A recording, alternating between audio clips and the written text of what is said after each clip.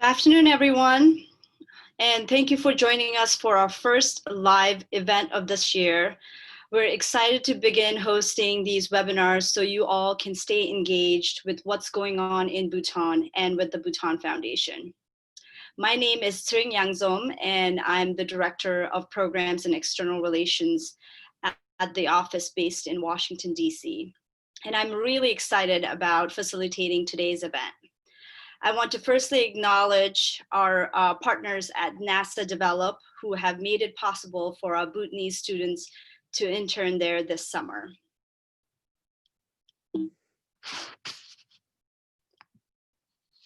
Let me briefly go through the schedule for today's event. I will begin by introducing our first two speakers from the Bhutan Foundation and NASA Develop program.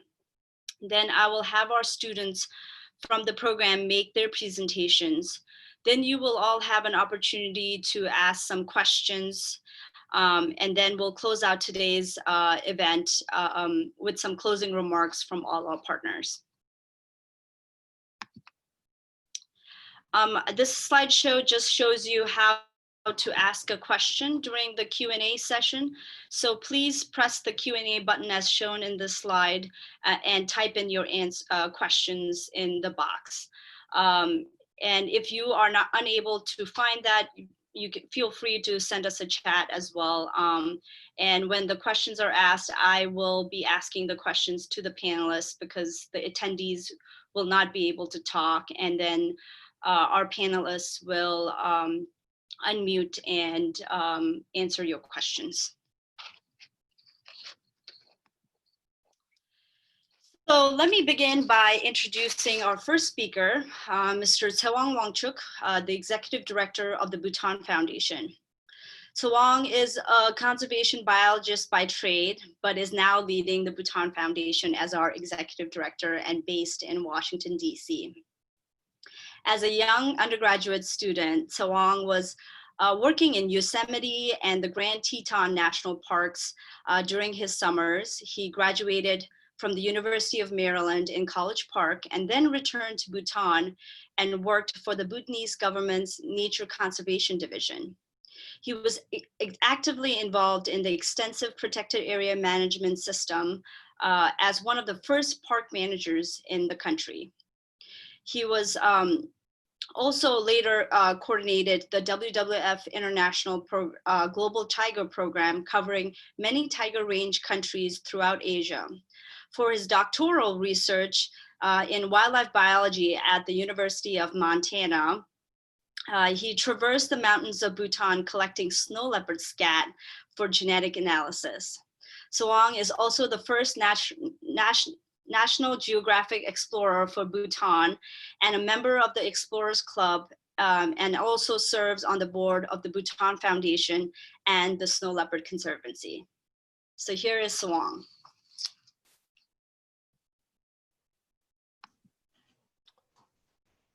Thank you for the introduction, Tsering.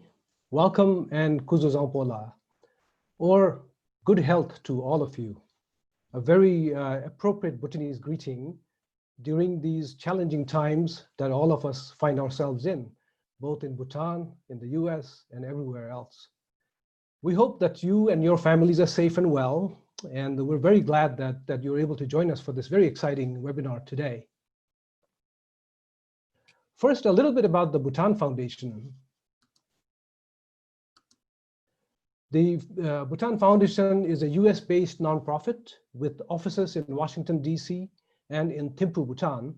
Our programs are aligned with the core values of Bhutan's development philosophy of gross national happiness, which most of you are familiar with, and which His Majesty the King succinctly describes as development with values. Through all our programs, we support building professional Bhutanese capacity and facilitating global partnership in order to do so. So basically, our task is really to support the work of all of our partners. We work with numerous government and non-governmental agencies in Bhutan. In addition, we also base Based on the capacity gaps that are identified by our partners, our local partners, and also based on Bhutan's emerging needs, we then identify reputed partner organizations and institutions in the US and abroad, and we foster professional partnerships between such institutions and the counterpart Bhutanese agencies. So in essence, we provide support in a diverse array of expertise, ranging from emergency medicine to special education to sustainable building designs, environmental conservation, and building resilient communities in some of our rural communities. That then brings us to today's broader topic of advancing STEM education for Bhutanese students. This aspiration, of course, emanates from His Majesty's vision for the youth of Bhutan to be able to tap into the world of possibilities offered by proficiency in science and technology, engineering, and mathematics.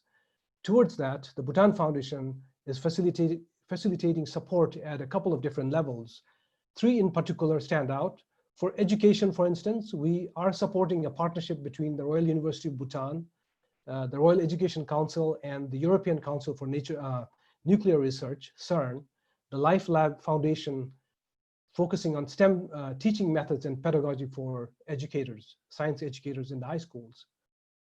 In terms of research, we have been facilitating partnerships such as this, the NASA Develop Program, again, fostering partnerships between NASA and Bhutanese partner organizations such as the Bhutan Tiger Center, the Nature Conservation Division, the Wong Institute for Conservation and Environmental Research, through which we hope to engage a lot of young Bhutanese students and others to participate in the application of earth sciences to solve relevant problems on the ground.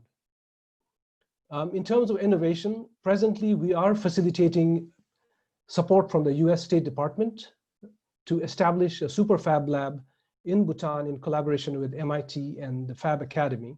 This work is spearheaded in Bhutan by His Majesty's Secretariat, by Druk Holdings and Investment, and the newly established Royal Society for STEM in Bhutan. The 2 presentations you will hear today really build upon the Bhutan Foundation's Environmental Conservation Program. It was an honor for us to be able to associate with many young minds and of course with a lot of the colleagues from and scientists from NASA as well. So together with NASA Develop and the Bhutanese cohort, we explored possibilities where science and technology can be used to help address real issues faced by partners on the ground in Bhutan. This is only the beginning, and we hope that as this program continues into the future, we can see more and more Bhutanese young students and others, coming from various backgrounds, being encouraged to embark upon exploration and discovery. The first project today hopes to provide the Bhutan Tiger Center, the Nature Conservation Division, and other partners in Bhutan better insight on elephant habitat using NASA Earth observation data and other field collected data as well. The second really looked at satellite and in situ data to understand climate change and water resources in specific parts of Bhutan, which then complement our ongoing HEROES, a climate change project. It's a citizen science and a climate data collection project happening in Bhutan, which we, again, were fortunate to have been a big part of. With this, I will now hand you back to Tsering, and I hope you enjoyed the excellent presentations. Thank you. Thank you, Sawang. And with that, I'd like to introduce our next speaker, Mr. Sean McCartney. Sean is an instructor with NASA's Applied Remote Sensing Training RSET program, where he's the co-lead for the water resources and disaster application areas. Sean also helps coordinate the Develop Program's international project portfolio. After completing his undergraduate studies at Humboldt State University, he served as the agroforestry technician with the US Peace Corps in Madagascar. After returning from the Peace Corps, he worked for California Department of Conservation, inventorying abandoned mines in national parks. For his master's research at the Clark University, he conducted a biodiversity and gap analysis of endemic fauna in the Dominican Republic. Upon completion of his master's research, he traveled to the Dominican Republic to present his results to the conservation NGOs. In his free time, he volunteers as the outing leader for the Sierra Club and enjoys anything to do with the outdoors. He's also an avid bluegrass musician and plays in several Washington, D.C. based bands.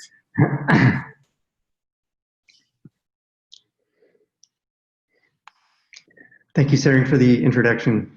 I want to acknowledge the incredible support the entire Bhutan Foundation team has provided throughout this collaboration, helping identify students for the Develop program and identifying and coordinating with project partners in Bhutan.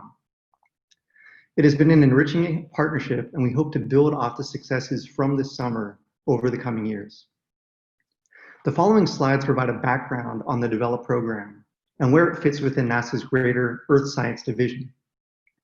This will hopefully provide some context for the two projects which teams of Bhutanese scholars carried out during Develop's 10-week summer term. Next slide. A lot of people think of NASA and immediately think of space exploration, advances in engineering and aeronautics, and the study of our solar system, galaxy, and universe.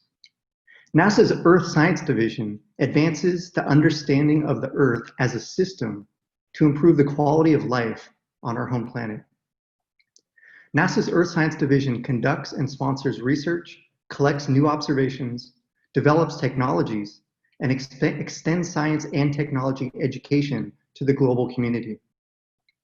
Working closely with global partners in government, industry, and the public, NASA's Earth Science division enhances economic security and environmental stewardship, benefiting society in many tangible ways. Next slide.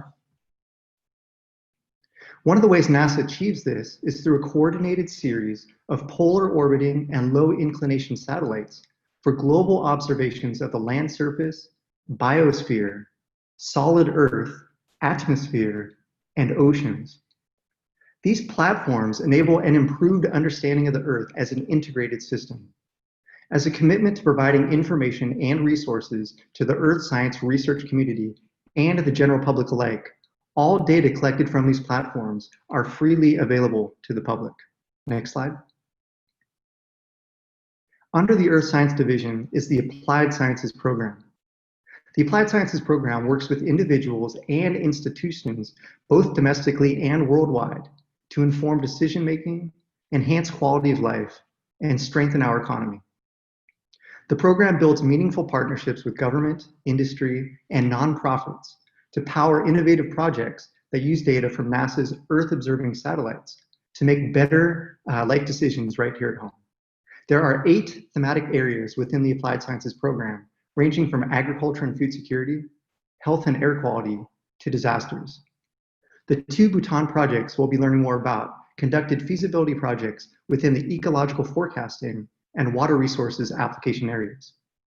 On the right side of the slide, we see the capacity building program, which is part of NASA's Applied Sciences program. Within capacity building, there are 3 programs, of which Develop is one. The other 2 are the Applied Remote Sensing Training Program, or RSET, as well as Surveyor. Next slide. Develop collaborates with decision makers to conduct feasibility projects that apply NASA Earth observations to address environmental issues. These projects engage young professionals, transitioning professionals, and decision makers in 10-week projects that identify opportunities to use NASA satellite data and derived products to create new methods and tools for project partners. This directly supports both individuals as well as institutions and increases the use of Earth observation data to enhance decisions and policy making. Next slide. The key elements for carrying out any Develop projects are the participants, who we warmly refer to as developers, the advisors, as well as the decision makers. Develop participants are comprised of current students, recent graduates, transitioning professionals, and military personnel. Advising the projects are NASA researchers and subject matter experts from other institutions. And the decision makers come from local and state government, federal agencies, non-government organizations, private business, foreign ministries, as well as international organizations. Next slide. This slide highlights the main characteristics of all developed projects, which are carried out again over 10-week terms in the spring, the summer, and the fall. All projects highlight the applications and capabilities of NASA Earth observations. They address community concerns relating to decision-making for real-world environmental issues.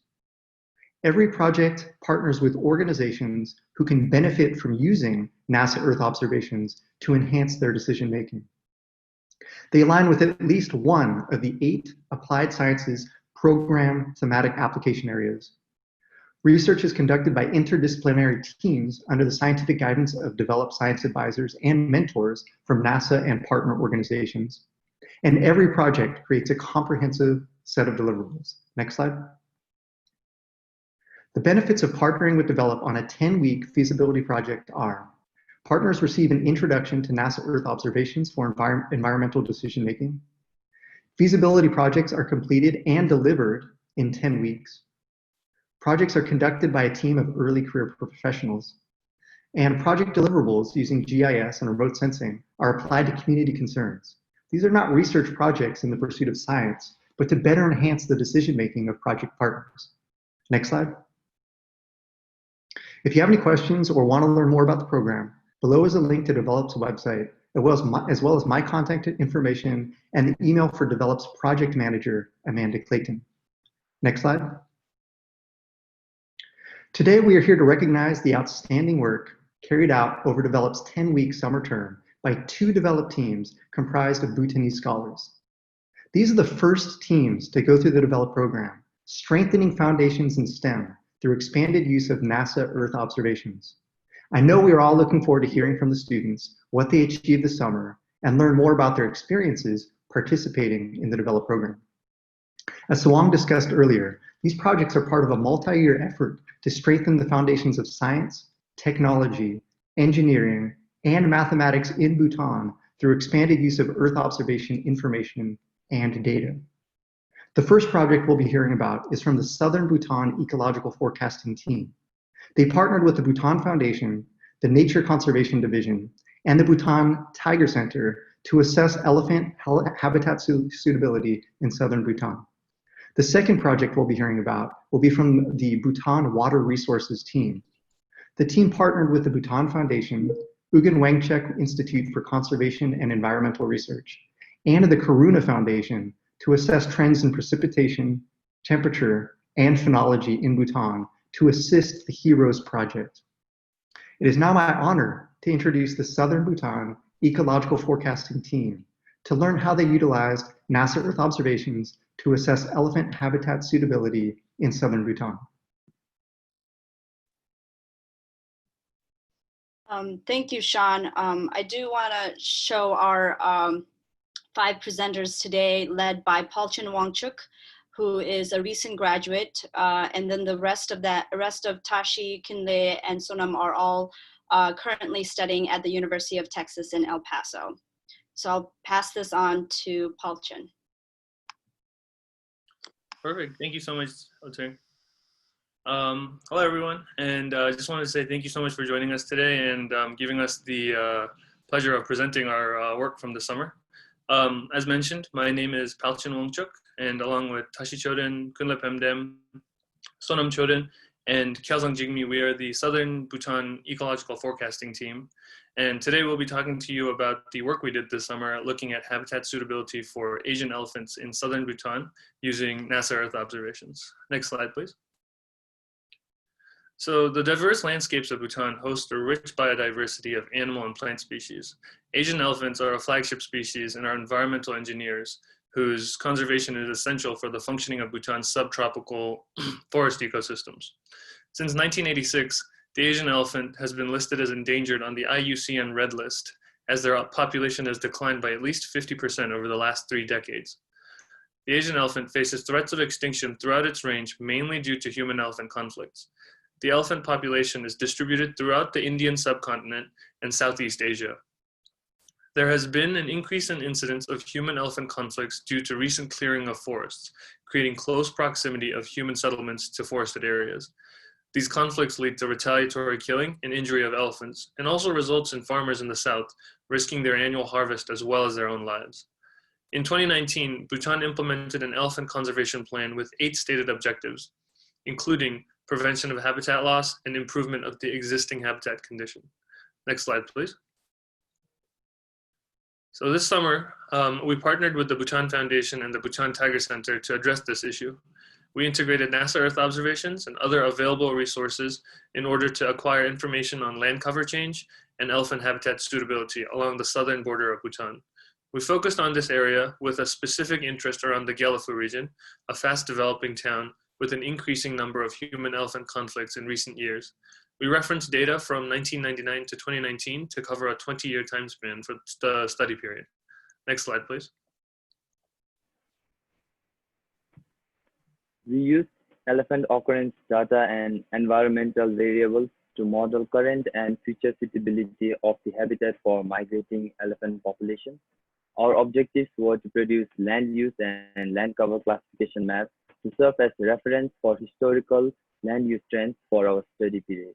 We also created an elephant habitat suitability model, which will help the Bhutan Tiger Center in identifying wildlife corridors. Next slide, please. The satellites and sensors that we used in the project are Landsat 5, used for 1999 data extraction for land cover, Landsat 8, used for 2019 data extraction for land cover and normalized difference vegetation index, commonly known as NDVI. SRTM for reverse data and elevation. Terra Modis land surface reflectance was imported for image collection since it provided daily land surface temperature. Population density data was acquired from Socioeconomic Data and Application Center. Climate hazards group infrared precipitation with station data was used for the precipitation variable. Next slide, please. To study the elephant habitat suitability, we looked at 9 different variables which affected the elephant habitats. The 9 variables are distance to roads, distance to rivers, elevation, slope, population density, precipitation, land surface temperature, land cover classification, and phenology in the form of NDVI. After having collected all the required data, they were imported into ArcGIS Pro for processing. In ArcGIS Pro, all these raster data were clipped to our polygon, which included southern Bhutan and northeastern India. After preparing most of the data in ArcGIS Pro, they were imported into software for assisted habitat modeling, which is also known as SAM. SAM is a very efficient tool for pre-processing, formatting, and standardizing data from different sources for modeling. SAM uses 4 different models to produce 4 different types of probability maps, which can be used to determine the probability of elephant occurrences in places with sets of different environmental variables. Next slide, please. So this is our result for the land use and land cover classification for the year 2019. It has been clipped to our study area, which is the southern border of Bhutan. We created this through an unsupervised classification method in ArcGIS Pro, which used training data and a machine learning algorithm to identify different land cover classes. We grouped the classes and reclassified them into 5 classes, which are the most significant in the context of elephant habitat. As you can see, the Gyalafou area is mostly surrounded with mature forests, which is represented by dark green. Light green represents immature forest, pink represents cultivated areas, purple barren land, and blue water bodies. Next slide, please.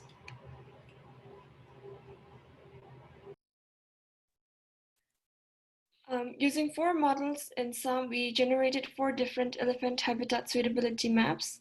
Each of the models produce a probability map like the one shown here. This is given by one of the 4 model types, the boosted regression tree model. Different matrices are used to rate the model's performance. In this case, boosted regression tree model was better than the other 3 we ran. The areas in blue represent the lowest probability of elephant occurrence, and red represents the highest. Here we can see yellow and light blue up in the river valleys, and river valleys have human settlements, roads, and rivers. We can also see some variation along the southern border of Bhutan, though it has the highest probability. The map is produced at a very high resolution of 30 meters, so we can zoom in and get clear information. We have 3 other probability maps and evaluation graphs given by 3 different models, which are included in the tech paper and can be reused by the partners. Next slide, please. The limitations and uncertainties in our project are that some of the elephant occurrence data were obtained from Global Biodiversity Information Facility, also known as GBIF, which is crowdsourced. We gathered data from GBIF and combined it with the data sent to us by Bhutan Tiger Center and Bhutan Foundation. Some of the data obtained from Bhutan Tiger Center were byproducts of a tiger research and not specifically designed for surveying elephant occurrence. This might have led to sampling bias of elephant occurrence data. All the elephant data that we used spans from the year 2014 to 2019, so this could have also affected our model due to a disparity in the data collection study period. As a consequence, high spatial clustering presence points and land surface temperature were the driving predictors in the elephant habitat suitability models. The land surface temperature was highly correlated to other variables in the model, such as precipitation and elevation. Next slide, please.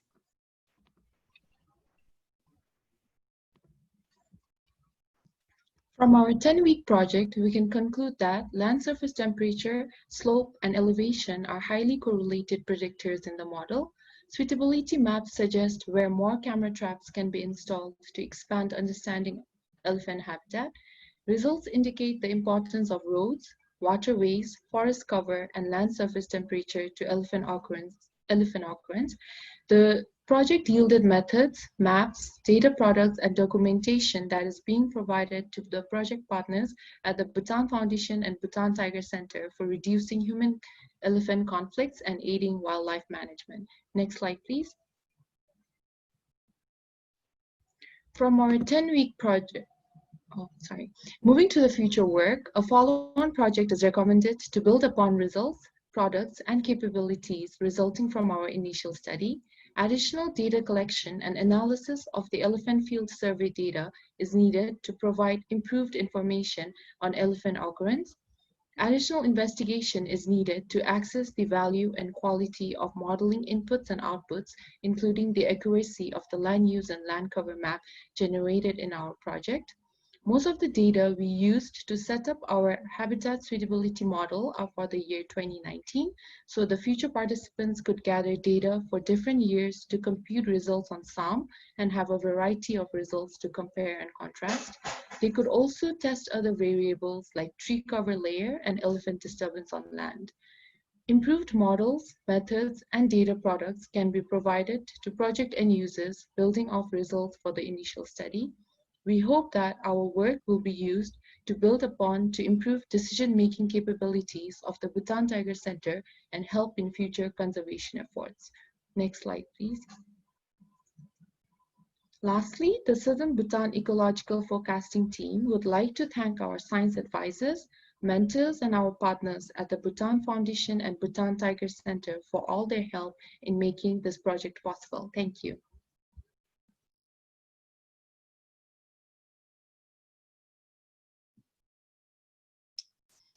And with that, I would like to welcome any questions you have for our presenters. There is a Q&A button where you can type in your questions.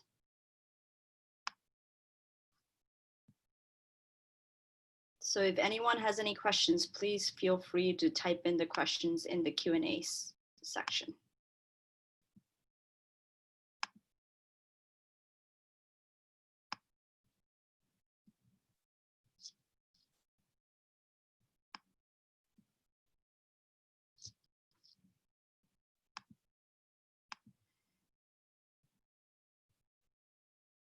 Okay, here come some questions.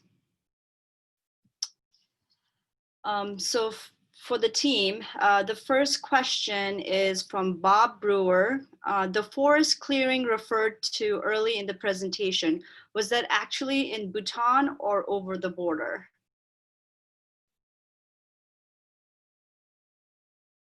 So I can answer that one. If you so based off of the data that we were given, also given the fact that we only had 10 weeks to conduct this research, we found that a lot of the initial data that we were gathering, it was very hard to just get data only for Bhutan.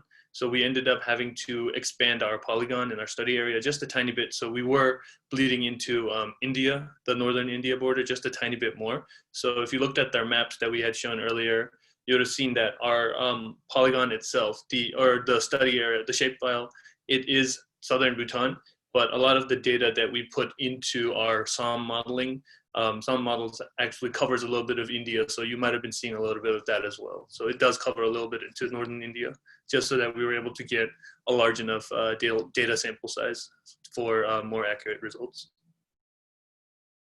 Thank you, Paul-Chen. Our next question is from Tinley Wong Di. Did the team try to look at the habitat shifting due to climate change?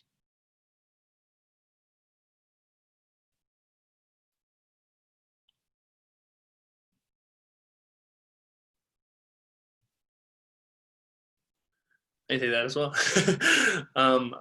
So unfortunately, that was something that we didn't quite look into too much and focus on. We didn't have too much time to focus on, but that is definitely a very good idea to, or a good point to keep in mind, I think, for any more future projects that builds off of what we have done so far. But yeah, for the 10 weeks that we were given, because I know for our team, luckily we had 5 members. So we were able to really divide up the work, and we had a lot of helping hands, especially from our advisors and Darcy, our fellow as well, and then the different partners at the Bhutan Foundation and Bhutan Tiger Center. But all 5 of us came into the program at the beginning of, I guess now 11 weeks ago. We came in with very, very little experience or knowledge on GIS and remote sensing. So a lot of the first couple weeks was just ramping up on trying to get more familiar with the different software and programs we were looking at. So yeah, that was definitely something to keep in mind, I guess, going forward from here on. Thank you, Paul-Chen. Can I ask your other team members to turn their video on too, just so you guys can answer questions as I ask them? So another question we received from a phone number, what is your next step for each one of you? So you each get a chance to talk.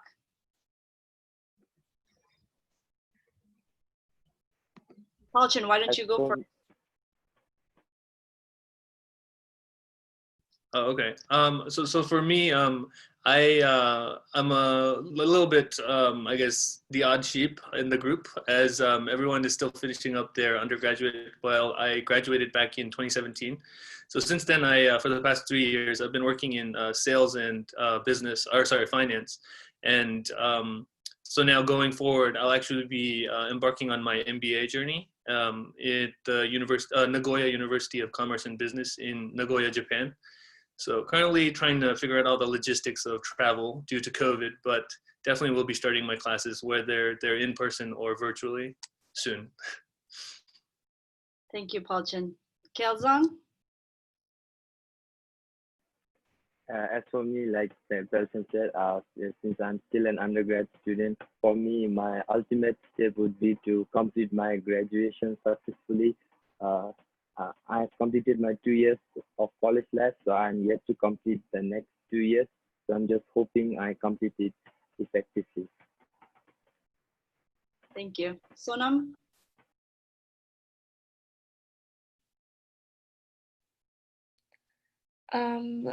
It's the same for me as Kyeolsung, because I'm an undergraduate student and I just completed my 2nd year. I will first complete my undergraduate studies and then go back to Bhutan and serve as a teacher in the country, and try to use what I have learned in this program and educate my students about it too, so that they can participate and maybe choose a career in that field as well. Thank you. Dashi? As for me, I'm also attending the University of Texas at El Paso, and I'm currently majoring in computer science. And hopefully after I graduate, I will still remain in the tech industry. Kinle? Yeah, as for me, I'm currently majoring in civil engineering and I'm a senior and I'll graduate this December. So I would like to focus more on environmental and transportation engineering with GIS. So I'll try to use this experience with develop to benefit myself in my future career. Thank you. All right, we have a couple more minutes for some more questions. So we have a question from Himanta. What models were developed in addition to BRT model?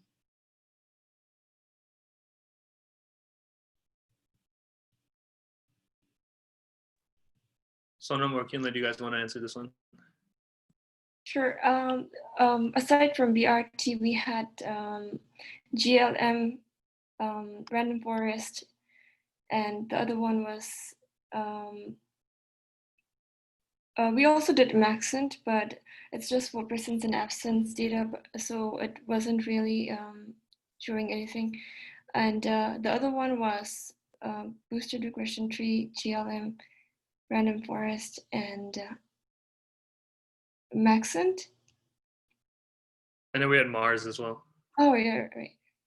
And Mars. Thank you. Thanks.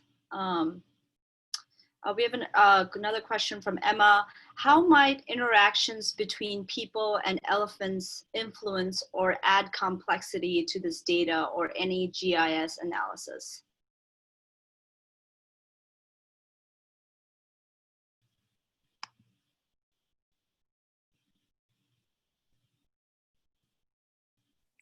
I feel that most of the data that we get, some of the data that we gathered were from the camera traps for tigers. And I think the camera traps are located in places where people can visit, and it doesn't really show the elephant occurrence in other areas where camera traps aren't located. So I think it has something to do with how the place is accessible to people for camera traps. So this might have led to like data collection, some problems in data collection, which could lead to problems in modeling elephant habitats. Thank you. Another question we had also is where were you able to look at transboundary migrational routes of elephants to determine future potential of human-elephant conflict?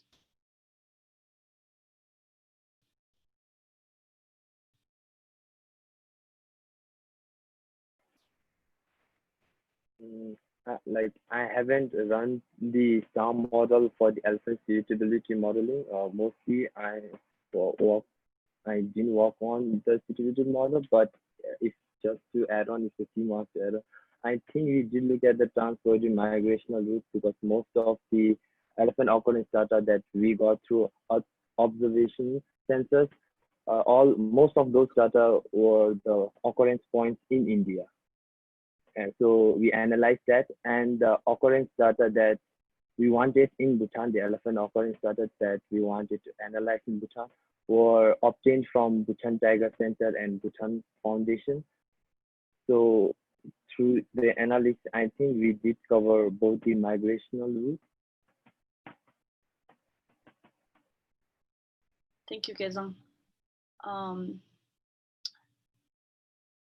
I think so. Another question we had was from an attendee was, why was elephant especially chosen for this project?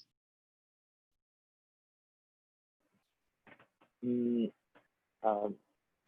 the conversation that we had with our science advisors and the project partners, we learned that elephant incursions in Bhutan is not a major problem, but it is a developing and increasing problem.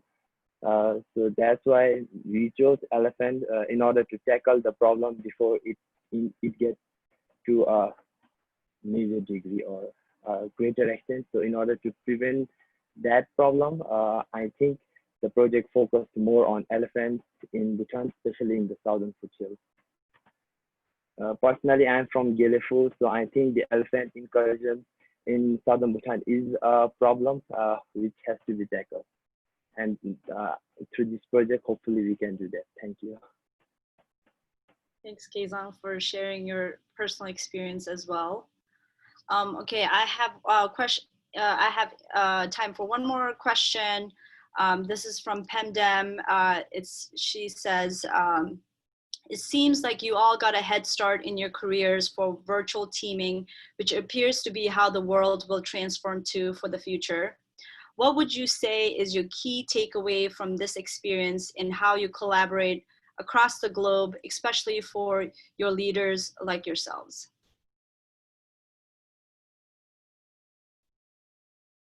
I'll start with you, Palchin, again.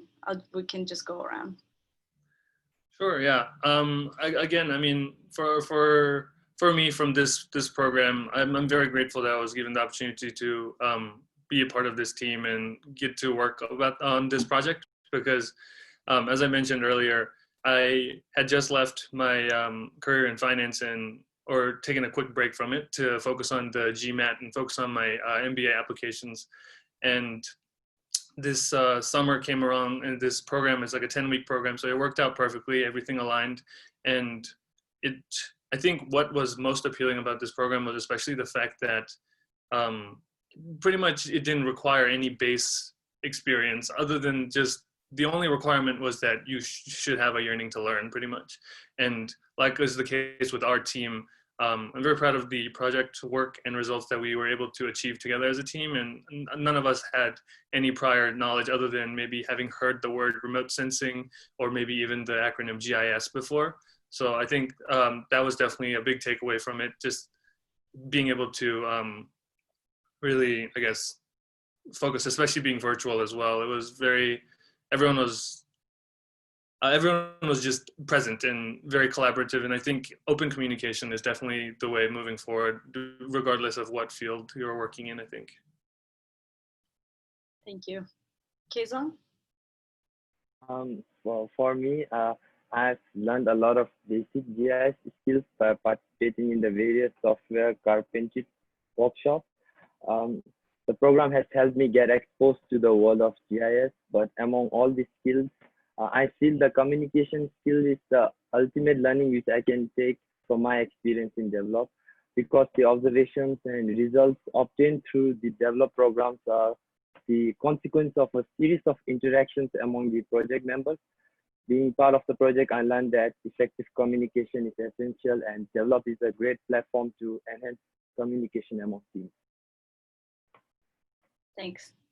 Sonam?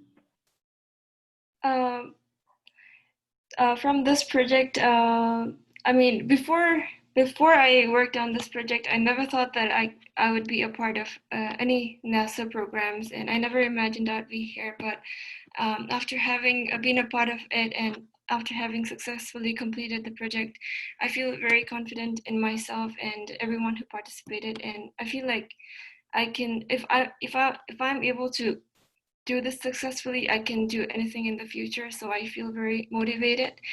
And 10 weeks ago, I did not know anything about Earth observations. I haven't even heard of the word Earth observations or GIS or anything like that.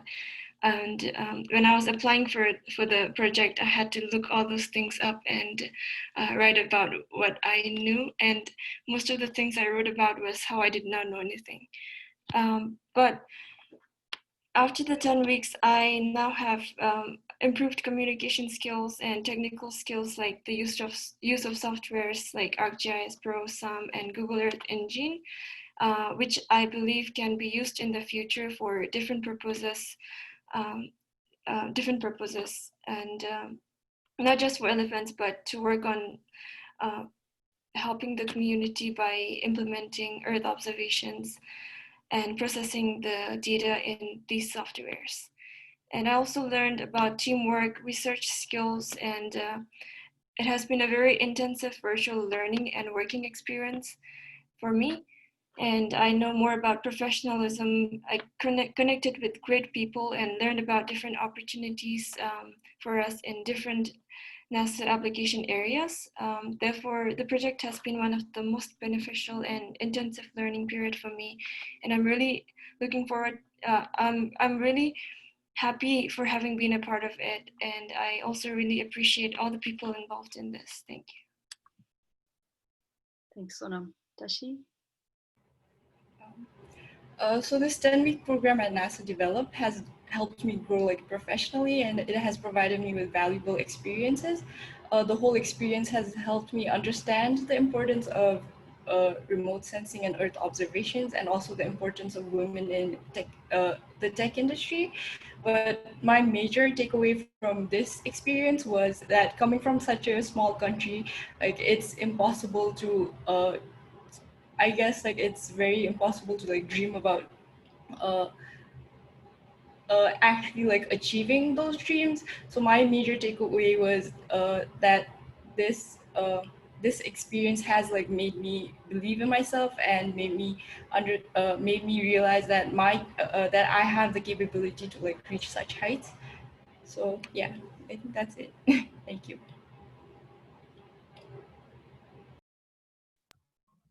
Yeah, for me, the 10 weeks have flown by so quickly, and it was so wonderful to see the results at the end and also to share our experience and progress with others.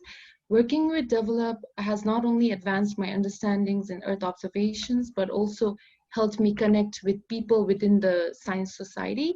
My experience was very challenging overall, as we had to acquire, process, and analyze the data within a very short period of time.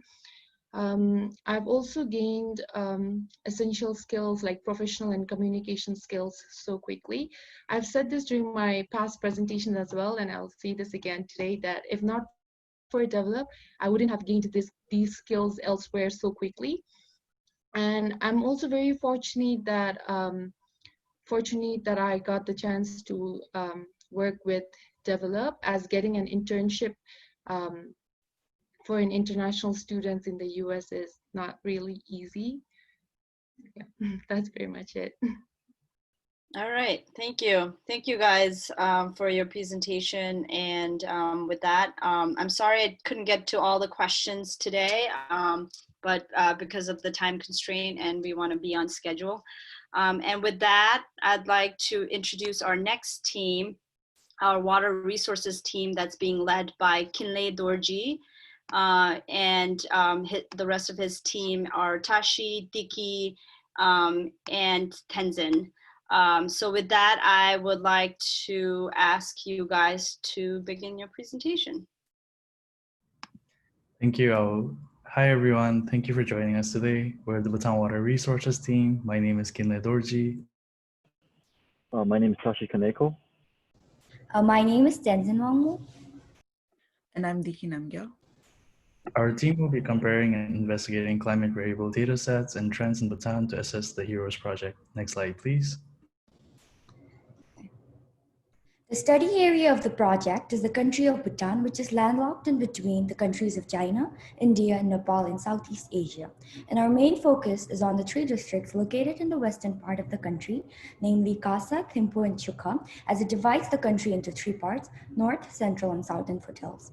Bhutan experiences all four seasons. However, we decided to focus on the monsoon period, that is June, July, and August, as rainfall is heavy and common in these particular months, which will help us with finding the relation between precipitation and temperature.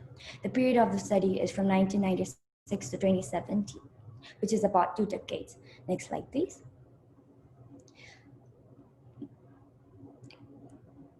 The objectives of the project were to analyze data using Earth observation platforms and ancillary data sets required in an attempt to get data and visual representation of the rate at which climate variabilities like precipitation, temperature, and phenology have been changing over the past 2 decades.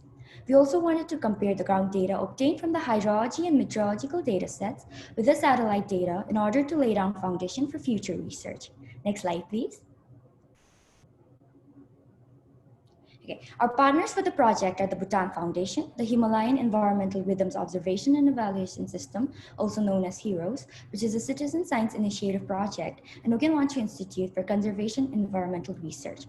And as citizens, we are also concerned about how climate variability can affect Bhutan in the long run, and that is why it is essential to be more informed and take preventive measures to keep the country safe. Next slide, please. So, despite its relative isolation from the rest of the world until the early 21st century, Bhutan is no exception when it comes to experiencing effects of climate variability. Some of the community concerns were, firstly, Bhutan has experienced increased warming, and this has resulted in severe change to its local climate with a decrease in annual rainfall and snowfall over the past decade. Secondly, Bhutan already faces the risks from glacial lake outbursts, and this threat could increase through a warming climate. Lastly, Bhutan is a non-industrialized country, which means it is more agriculture-based, and many communities within the country are still actively involved in the field of farming, so they depend heavily on agricultural work for a living and to conserve the environment. Next slide, please. So now looking at some of the NASA satellites, on the left, we have the Tropical Rainfall Measuring Machine, also known as TRMM. On the top right, we have the Global Precipitation Measurement Core Observatory, also known as GPM Core. And on the bottom, we have the Terra Moderate Resolution Imaging Spectroradiometer, also known as Terra MODIS.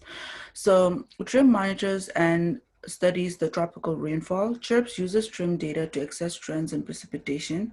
CHIRPS provides complete, reliable, up-to-date data sets for a number of early warning objectives like trend analyses and seasonal drought monitoring. With the in-situ data, it creates gridded rainfall time series to identify climate variability. Terra MODIS provides the estimates of the timing for vegetation and phenology. It provides global land surface phenology metrics at early intervals from 2001 to 2017. Next slide, please. So now looking at some of the ancillary data sets, CHIRPS was used to analyze trends in precipitation, while FLDUS was used to measure surface air temperature for our focus districts. This data set contains a series of land surface parameters simulated from FLDUS. FLDUS data ranges from January of 1982 to the present day, and MODIS, as mentioned earlier, provides the estimates for timing, estimates of timing for vegetation and phenology. Next slide, please.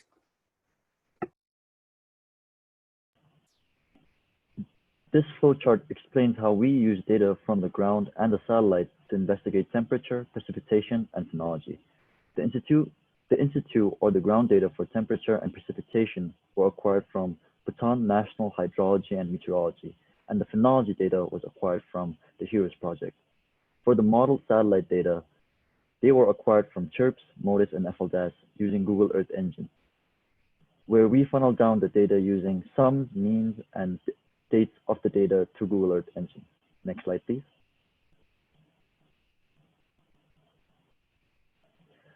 For the modeled satellite data, elevation adjustments had to be made to ensure that the data was at par with the ground data. This is because the ground data was acquired from a point location, whereas the satellite data is collected from a wider region. So the satellite model data had to be filtered down to those regions of interest using elevation thresholds. Next slide, please. When looking into total precipitation data for Thimphu for the monsoon period, we can see that the two data sets are very similar to each other, but the trend line for the ground data shows a decreasing trend, which indicates the total amount of rainfall has been decreasing over the years. Next slide, please.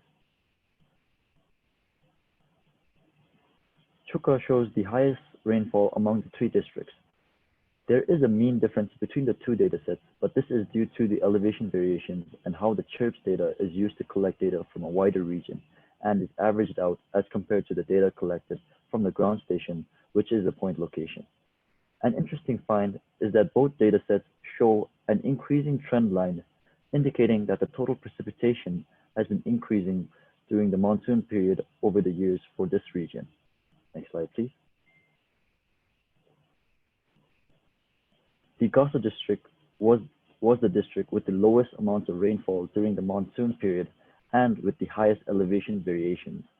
This region was was an anomaly as the ground data and the chirps data differed greatly in its mean total precipitation. The ground data was higher than the chirps data. As per the trend lines, the ground data shows an increasing amount of rainfall and the chirps data shows a very slight increase in precipitation. Next slide, please. Now, looking into the temperature data set. All the FLDAS data sets for the annual mean temperature has remained consistent over the years, but the ground data sets do vary a lot. When looking into Thimphu, the FLDAS data remains consistent, but the ground data shows a decreasing trend, indicating lowering of temperature over the years for the monsoon months. Next slide, please. The ground data in blue indicates the annual mean temperature has been gradually increasing over the past years for Chukka during the monsoon period, whereas the model data has remained consistent. Next slide, please. In the case of Gasa, the ground data shows the annual mean temperature has been dropping over the years and the model data has remained consistent. Next slide, please. Now, looking into phenology, we use MCD12 to understand when spring would begin using green-up phenology datasets. All three districts show an increasing trend line. Thimphu shows an increasing trend line over the years. Next slide, please. Chukka also has similar increasing trend lines like Thimphu. Next slide, please. The Gasa data also shows an increasing trend line, which means spring is being pushed back, and an overall conclusion can be made that spring has been starting late over the past years for all three districts by 3 to 5 days. This is a very significant analysis as it shows that agricultural timings have been being pushed back in Bhutan. Next slide, please. So moving on, here we have a visual representation of Bhutan's total precipitation for the year of 2019 from June to August. The darker shades of blue indicate areas with higher concentration of rainfall, whereas the lighter shades of blue represent areas with lesser rainfall. Next slide, please. And this is a map containing Bhutan's monthly average temperature for June from 2017 to 2019. Similarly, the darker shades of red indicate hotter regions within the country, whereas the darker shades of blue represent areas with temperate climate for the region. Next slide, please. So in a nutshell, Bhutan has also been affected by seasonal and climatic variability. This is not only a major concern for the local farmers, but also the people of Bhutan. Satellite platforms and sensors like CHIRPS, FLDAS, and MODIS were used to assess trends in precipitation, temperature, and phenology. Based on our comparative analysis, the trend remained consistent for both the model and the ground data. There were, however, slight variations for all climate variables. The model data also suggested the late arrival of spring. Next slide, please. Moving on to limitations and uncertainties, no satellite is perfect, and both CHIRPS and FLDAS have issues assessing highly mountainous regions. Even carefully designed studies have found that it's difficult to match both the ground and the model data. There also may have been potential human error involved while collating in situ data, such as bias and random error. Next slide, please. As for future work, since Bhutan is more of an agricultural-based nation, it would be beneficial to understand how variation in climate trends affect crop production and agriculture in general. More emphasis should also be placed in the role precipitation and temperature play in influencing the blooming of plants and other phenological trends. Since our project only used MODIS, which goes back as far as 2001 for phenology, it would be advisable to also look into AVHRR datasets to look at longer-term phenology datasets. This project can benefit our partners by serving as a prototype to replicate similar studies in the future. Next slide, please. The team would like to acknowledge the following individuals for their influence on our work. Thank you.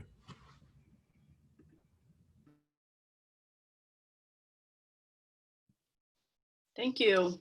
And with that, again, if the team could turn your video on so that you can be ready to answer the questions. If you have any questions, please feel free to type it in the question box. And again, I'll try my best to get to all the questions.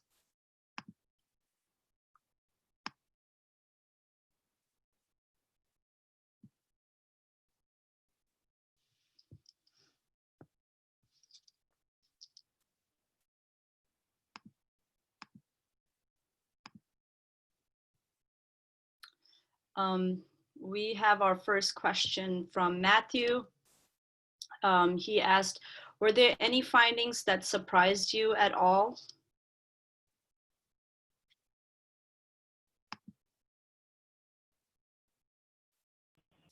Chen, do you want to answer or? Oh yes, yeah, I can go ahead. Sorry. Yeah, I was gonna say, based on our literature review, we did come across studies that said that Bhutan was experiencing increasing temperature over the years, and I think based on our study, based on the research that we had done, the data's kind of matched up, so it wasn't much of a surprise. And I think one of our research questions was if spring was arriving late, and I think based on our phenology data set, it did show us that we were on the right track. I can add on to what Chinley said, especially on the phenology part. I remember we did come across the data a bit late towards the end of the term, but it was a very interesting find as spring is being pushed back in Bhutan by not in Bhutan in general, but for the 3 districts that is namely Thimphu, Chuk, and Casa. They were being pushed back by an average of something like 3 to 5 days. So that was an interesting find. And I believe it's from when is the data been collected again? From 2017? Up till 2017. Yes. Mm-hmm. Up to 2017. Yep. So it's an interesting find, like just to look at trends, because it's a very slow, slight increase in trend, but it's a very interesting find in general. Thank you. We have another question from Robin. Why did you focus on the 3 districts? I can. Oh yeah, go for it. Go for it. I'll chime in. I think for the purpose of our project, we were initially planning on looking at all the 20 districts, but due to time constraint, we decided to focus on just the 3. And we decided to look into the western region, so mainly Casa, which is all the way in the north, and Thimphu in the center, and Chukha, which is all the way in the south. And since we live in Bhutan, we know that Chukha experiences, I think, hotter temperature as compared to the other districts, and whereas Casa is relatively colder. So I think that was our main focus, because we just wanted to focus on those 3 districts, and based on the codes that we had come up with, our partners or anyone interested for future research could use the same code to apply the same stuff for the other districts within the country.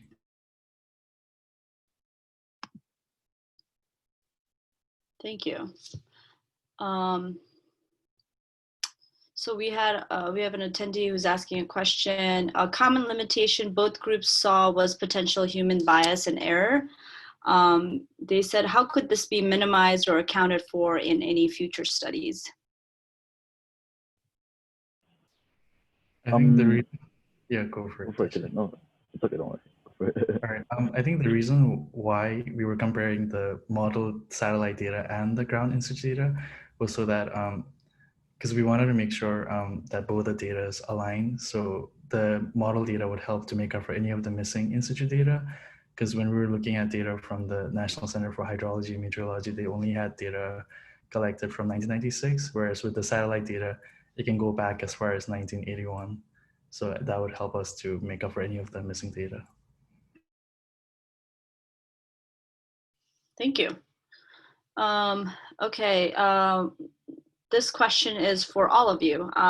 What is the biggest skill you've taken away from this experience? Let me start with Diki. So I guess, first of all, it being virtual was a little bit of let's say, a new environment for, at least for me. But I think some of the, biggest skills that we were able, personally, I was able to take away is like the adaptation skills. So being that, I'm from a business background and, there's a lot of science terms, technical terms that I did not understand at first. And for it being so fast paced, I was still able to catch up and, learn everything. So it definitely helps you with, your organizational skills, because we had so many deliverables due every week. So, we had to make sure that our team was doing everything on time. And I think then another thing is teamwork. especially in a virtual environment. This is my first time working with a team in a virtual environment, and I think I was actually pretty shocked at how well we worked together, especially it being virtual. Even though I've worked in teams like all my life, I think I was the most productive this term with even though it was virtual. So I think those were some of the things that shocked me, as well as like some of the skills that I did obtain from this experience as well. Thank you. What about you, Tenzin? Sorry. Before develop, I was very anxious as I had no background in projects and researches and lacked in technical skills like coding. So the biggest takeaway for me is getting the technical skills. And I was actually not interested in coding also, and expected and assumed it to be very hard. But once I started learning about it, I got very interested into coding. And in fact, I want to learn more. And I've come this far, so I hope I could keep moving forward. Thanks to develop, I actually look forward to future researches I will have to do rather than being anxious about it. Thanks. Tashi? Personally, for me, the biggest takeaway would be one, definitely it'll be the virtual learning, because we do not know how this virus is going to play out in the future. But still, even if maybe in the future I might be working with other people internationally, and this is a very good experience for me, just to learn on how to work on platforms and how to work as a team online and using the internet to its fullest. And this has been a huge takeaway for me. And I would say Develop has been a very great platform, like my other colleagues have mentioned, where we are able to open up and learn so much, so that it's a bit difficult to put into words, I would say. But I did learn a lot, and it's been a huge working experience for me, and I would like to thank everyone for it. Thank you. For me, I would say that I was definitely able to really work on my communication and leadership skills, because it's not easy working virtually as we would do, in person. And I think before I had applied for this internship, I didn't know what to expect. But I think, yeah, because before I never saw myself being in a position where I could lead, organize, or even manage a team. But then I guess this program showed all of us that everyone is just as equally capable, as long as we have as long as we remain committed and focused. And I think, especially also me, like the geek, as someone who's coming from a non-science background, I think this helped us to learn a lot, and especially I think redevelop our interest in research and science. Yeah, I think I would say pretty much all of that. Thank you. Okay, so we have time for one last question, and we have a question.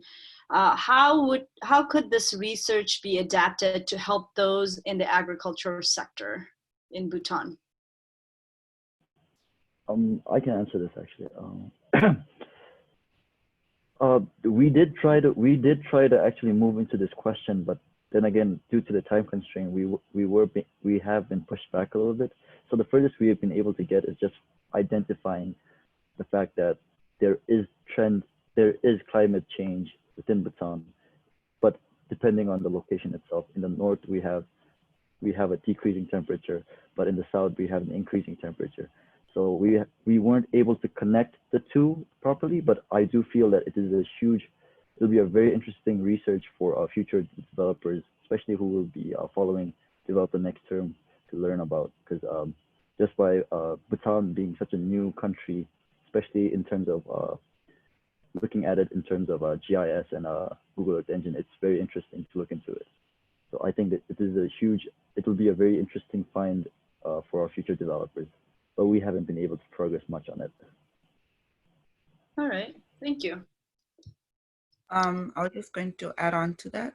So basically, with us researching, although we couldn't research phenology to the fullest that we wanted to, we did, like mentioned earlier in our presentations, we saw that spring was arriving later. So with this kind of research, I think you could forecast seasons, and I guess plant like seasonal plants. I know, and crops. I know that some can only be grown in some crops, and I think looking at these seasonal trends will help know forecasting what time would be best to plant what crop. crop. So I think, well, it's definitely a growing project. So in the future, you can definitely look at those. We could only like build the foundation to it, but it's definitely something that could happen. Great. Well, thank you. Thank you to our presenters.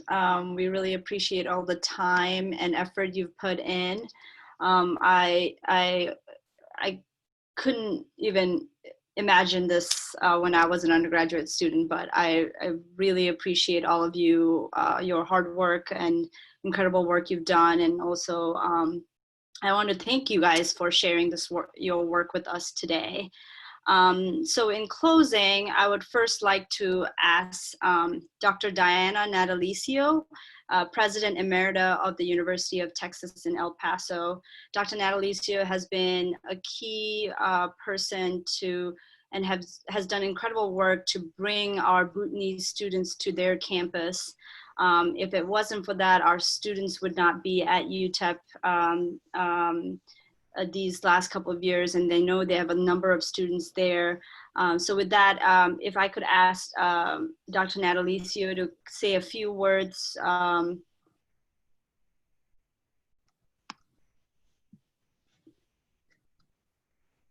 Thank you very much. I first want to congratulate all the Bhutanese students on the excellence of your presentations today. All of us at the University of Texas at El Paso are very proud of you, and we thank you for representing Bhutan and Utep so well in this NASA partnership. We also thank NASA and the Bhutan Foundation for their support of your participation. Utep's relationship with Bhutan dates to its founding more than 100 years ago, when we were established as Texas School of Mines and Metallurgy. It started with our campus architecture and National Geographic magazine. The wife of the first dean suggested that the new campus be built in the style of buildings she saw in a photo essay in the magazine. Ever since, nearly all Utep buildings have incorporated Bhutanese features, and more than 100 years later, the Utep campus is known as one of the most beautiful in the United States. When I became Utep's president more than 3 decades ago, one of my priorities was to make our Bhutanese architecture a foundation for building closer ties to Bhutan, its people, and its culture. To that end, I went to Bhutan in the early 1990s and traveled across the country from Paro to Tashigang, an extraordinary learning opportunity for me and the start of a rich relationship that we now enjoy with Bhutan. Since then, Utep has been honored to host many Bhutanese visitors, ranging from archers and dancers to Bhutan's ambassadors to the United Nations, including current Ambassador Domatsiri. We also joined Bhutan during its participation as the featured country in the Smithsonian's 2008 Folklife Festival in Washington, D.C.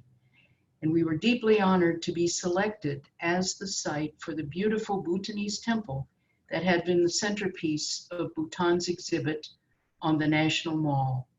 That beautiful building now stands on the central plaza of our campus. Best of all, Bhutanese student enrollment at Utep has grown significantly. Today, through a collaboration between Utep and Bhutan, nearly 50 Bhutanese students are pursuing their degrees at Utep. The talented young people whose research reports we heard today reflect the quality of their pre-college preparation in Bhutan and their eagerness to learn. We've also been supported by generous donors who have helped us ensure that Bhutanese students have the financial support that they need to successfully complete their academic programs. When they graduate, these students return to Bhutan as teachers and other professionals, and they have even formed a Utep alumni chapter in Thimphu. On behalf of all of us at Utep, we thank all of you for adding to this rich partnership. Tashi Delek.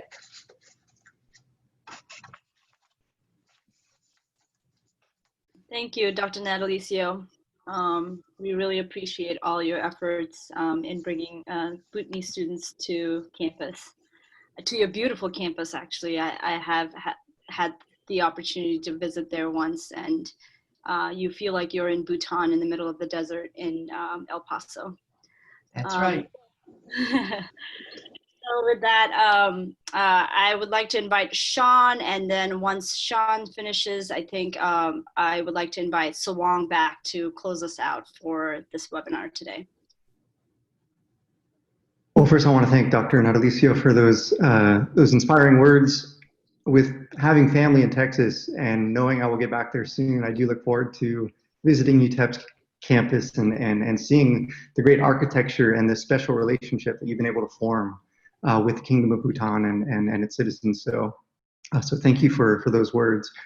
I also want to acknowledge all the partners, especially the Bhutan Foundation, for the terrific partnership that we've been able to form. This summer has been the first of what we hope to do is following summers and building off the success from the two projects that you learned about today. So my hat's off to Tawang, Saring, Liz, Emily, and the whole Bhutan team, Bhutan Foundation team, for all the support that you've been able to provide for this partnership.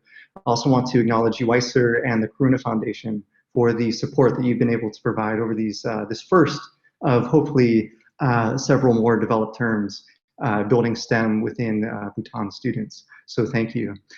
We do hope to build off the success, and I want to congratulate both teams again. It's just amazing what they were able to achieve. And in 10 weeks, they went from, as we've heard, from not even knowing about satellite data, Earth observations, the software in which they have to use to do the analysis, learning all of this, planning a methodology, and then actually doing the analysis and generating a number of deliverables to hand off to their project partners. All of this within a 10-week period of time is truly astounding. So again, my hat's off to both teams. And I just want to thank everybody and the Bhutan Foundation for putting this webinar together. So with that, I'll hand it off to Simone.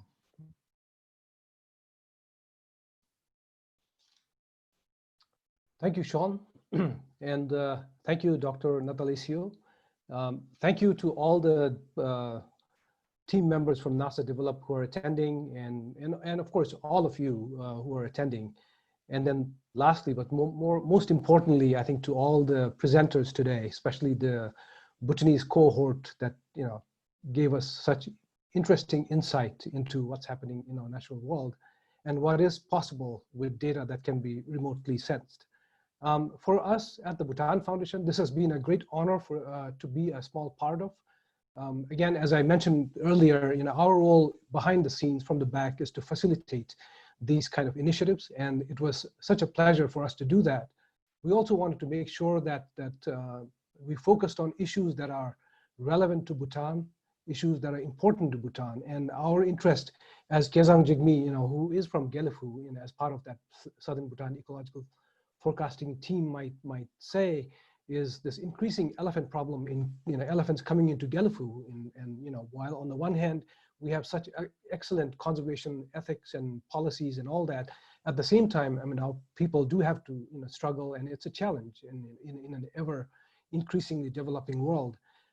And more importantly, we also want to encourage policymakers and through exercises like these that we can demonstrate that information can be collected, that we can maybe, we're able to use urban planning as a solution to these things. Can we bring the urban planners together with the conservationists to discuss how best to lay out Gelifu, for instance, to allow for elephant movement, yet at the same time for people to coexist peacefully without having to suffer, crop losses and even human lives for that matter. So anyway, thank you very much. I think if you were all in Bhutan, we would all be around a bonfire, dancing heartily and celebrating, but these are challenging times. Yet to be able to carry this off, to be able to pull this off, I think I must commend all of you, especially the students, the great team at NASA Develop. We only look at this as just the beginning, and I think there's more to come, and we hope we will get more and more Bhutanese engaged and participating in these future events. And with that, I would like to thank all my team members, the Bhutan Foundation team, who've been working really hard behind the scenes to make this possible and bring this to all of you. And again, thank you for spending more than an hour with us. And I hope you enjoyed your time just as much as we did. Hopefully we'll see you again very soon at our next event. Thank you.